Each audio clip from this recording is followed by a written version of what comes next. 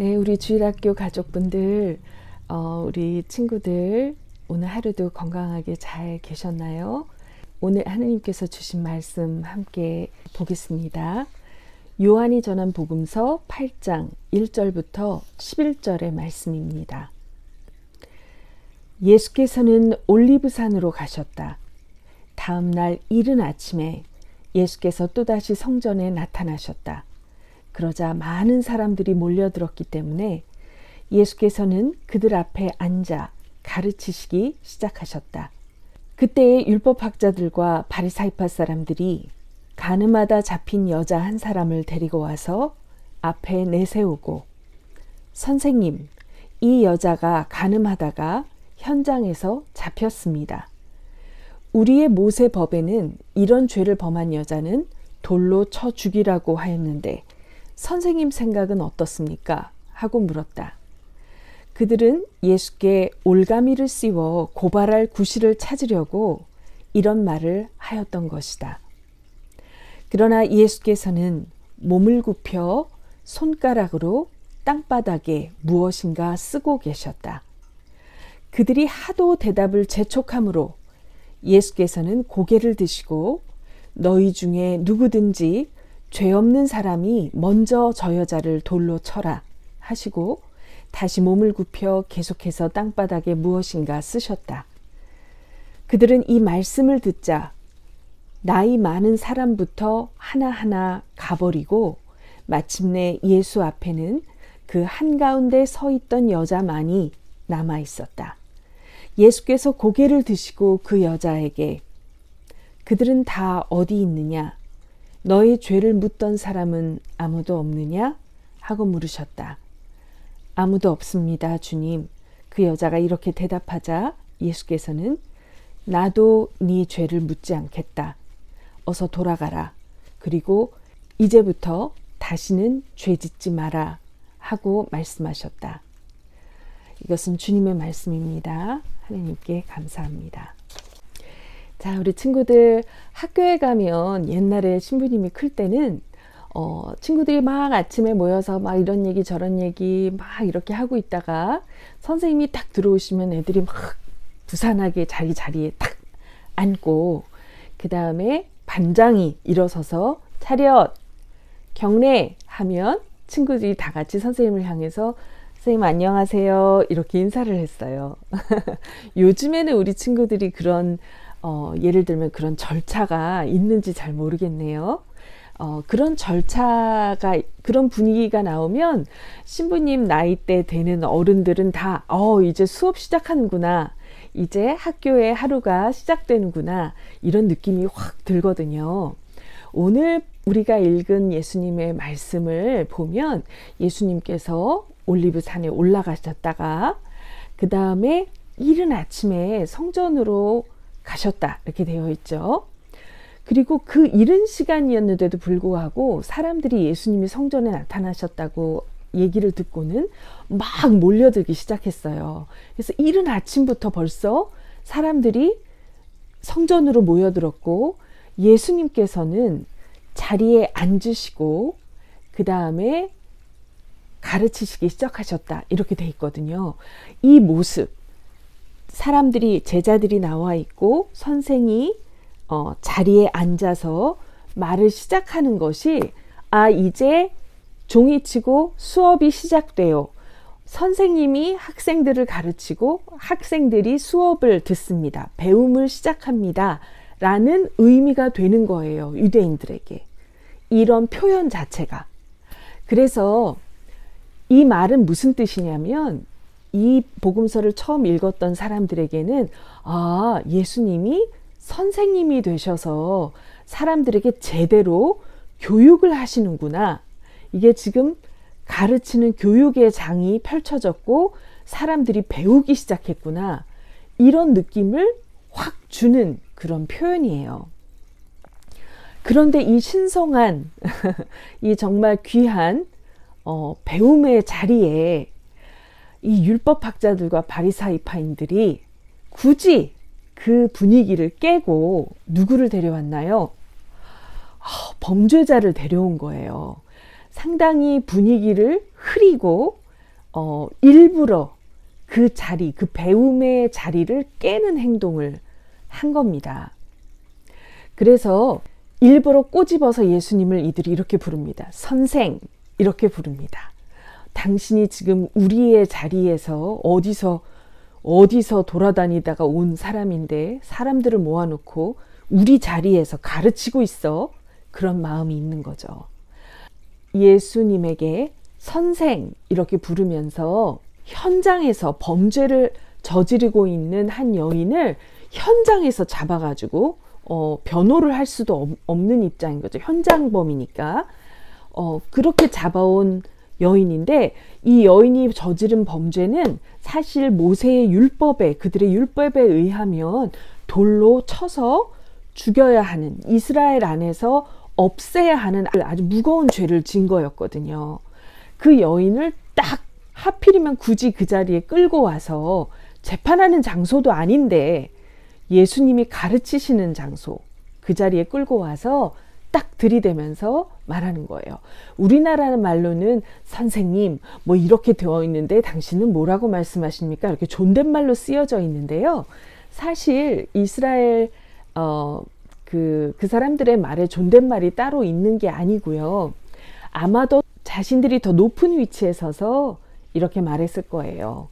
선생, 법에 의하면, 우리 율법에 의하면 모세께서 이런 경우에는 돌로 치라고 하셨는데 당신은 뭐라고 말할 것이오? 이렇게 물어봤어요.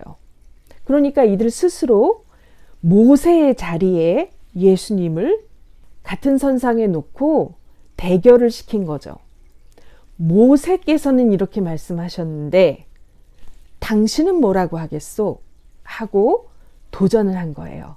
이것은 이 사람들이 테스트를 했다고 되어 있는데 우리 공동번역에서 올감이라고 아주 정확하게 의역을 했어요. 이들이 테스트를 한 건 뭐냐면 법에 예수님이 대답을 법에 어긋나게 대답하면 그걸로 고발을 하려고 그렇게 그 질문을 했다는 거예요. 올감이라는 말을 쓰지는 않았지만 정확히 그건 올감이었어요. 우리 친구들 올가미가 뭔지 아나요? 올가미는요, 끈이나 이런 것으로 매듭을 지어서 이렇게 넓게 펴놓고 사냥감, 동물이나 어떤 이런 것이 그게 올가미인 줄 모르고 발이나 손을, 몸을 이렇게 디뎠다가 그 순간 착 낚아채면 매듭 때문에 그게 그 동물의 발이나 신체의 일부에 꽉 묶여서 꼼짝없이 잡히게 되는 그런 사냥 도구였어요. 올가미라는 것은. 이 사람들이 어떻게 법을 가지고 올가미로 썼느냐.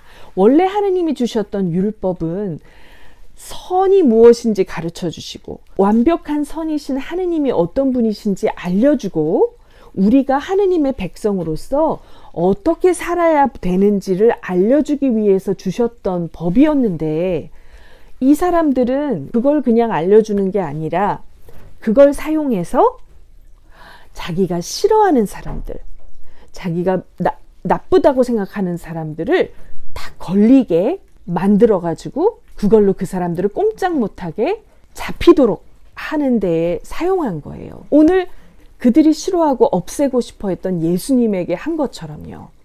그 사랑의 법을 올가미로 만들어서 모든 다른 사람들, 자기들 말고 다른 무지한 일반 유대인 사람들은 다 자기들의 발 밑에 두고 자기들만큼 올라오지 못하게 하는데 쓰는 그런 나쁜 관행을, 그런 행동을 하면서 살고 있었어요.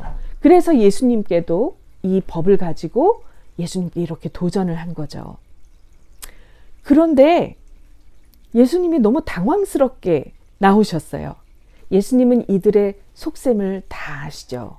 그래서 거기에 걸려들지 않으시고 말려들지 않으시고 그들의 허를 찌르셨어요. 계속 대답을 안 하시고 생각지도 않은 행동을 하고 계속 계신 거예요. 그냥 그 자리에 쭈그리고 앉으셔서 땅바닥에 뭔가를 계속 쓰시는 거예요. 답은 안 하시고. 자, 이러니까 이들이 더 막 달려들어서 계속 그 질문을 막 강하게 막 던졌을 거예요.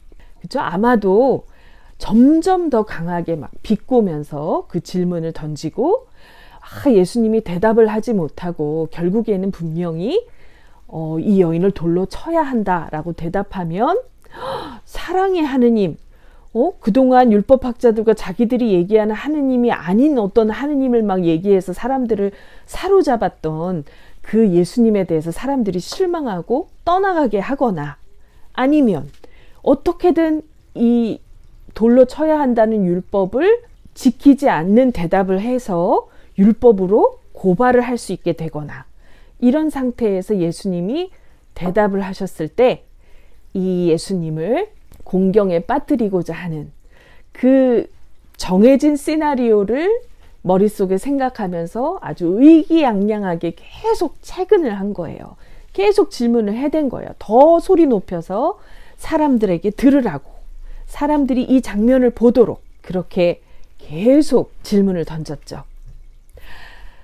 그런데 예수님께서 그들이 한창 그 기가 올랐을 때 드디어 일어나셔서 그들이 던진 올가미를 다시 그들에게 던져줍니다. 뭐라고 말씀하셨죠? 너희 중에 죄가 없는 사람이 먼저 돌로 쳐라. 그렇게 말씀하셨어요. 예수님은 분명히 모세가 말한 것을 거절하지 않으셨죠. 부정하지 않으셨어요. 그렇죠? 법을 어기게 하지 않으셨어요. 근데 예수님이 그 말씀을 하시는 순간 누구든지 그 자리에서 돌을 먼저 들어서 치는 사람은 자기가 죄가 없다고 말하는 사람이 되는 거예요. 그러니까 스스로 던진 그 올가미가 자기들 목에 걸리게 된 거죠. 그래도 이 사람들에게 양심이 남아 있었나 봐요. 양심이 찔려서, 특히 나이가, 연세가 있으신 사람들부터 살아오면서 자신의 모습을 더 알게 되잖아요. 하나 둘씩 하나씩 슬금슬금 뒤로 빠지고 그 자리를 떴어요. 예수님이 그 자리에 아무도 없는 것을 아시고 일어나서 이 여인에게 보여주세요. 눈으로. 완전히 겁에 질려서 죽음까지 간 그 여인에게, 정신을 못 차리고 있는 이 여인에게 눈으로 확인시켜 주십니다. 여기 누가 너를 고발하는 사람이 있니? 여기 아무도 없지 않니? 하고 물었을 때 이 여인이 스스로 대답하게 만드십니다. 보고, 아무도 없습니다, 주님. 그때 예수님이 정말 감동적인 말씀을 하세요. 나도, 여기에 예수님이 헬라어를 보면 강조를 하십니다. 나도 너를 고발하거나 정죄하지 않는다. 가서 다시는 죄를 짓지 말아라. 이렇게 말씀하십니다. 신부님이 이 말씀을 읽으면서 진짜 온 마음으로 하나님께 박수를 치고 싶었어요. 우리 예수님 너무 멋지지 않아요? 와, 이런 지혜가 우리에게 있다면 참 좋을 거예요. 그렇죠? 복음도 정말 지혜롭게 전할 수 있고, 하대에 따라 순간순간 하느님의 말씀을 따라서 걸을 수 있는 그런 해안이, 그 지혜의 눈이 열리면 얼마나 좋을까요? 하느님과 가까울수록 성령님을 통해서 그런 도움을 우리가 받게 될 거예요. 예수님이 이 이야기를 통해서 보여주신 거죠. 율법을 완성하는 사랑. 그쵸? 그 길을 예수님 스스로 자신을 바쳐서 만들어 주셨어요. 사람들은 짧은 지식과 자신들의 지혜로 하느님을 다 안다고 생각하고 마음대로 다른 사람들을 상처를 주고 자기 마음대로 방자하게 대합니다. 그렇게 살아갈 때가 있습니다. 그런데 우린 늘 겸손했으면 좋겠어요. 그렇죠? 우리 안에 사랑으로 진리를 말할 수 있는, 또 진리 안에서 사랑을 행할 수 있는 그런 우리 모두가 되었으면 좋겠다는 생각으로 하느님께서 그런 축복을 우리 모두에게 내려주셨으면 좋겠습니다. 바로 이 가정 예배의 자리에서 하느님께서 우리에게 그런 은총을 내려주실 거예요.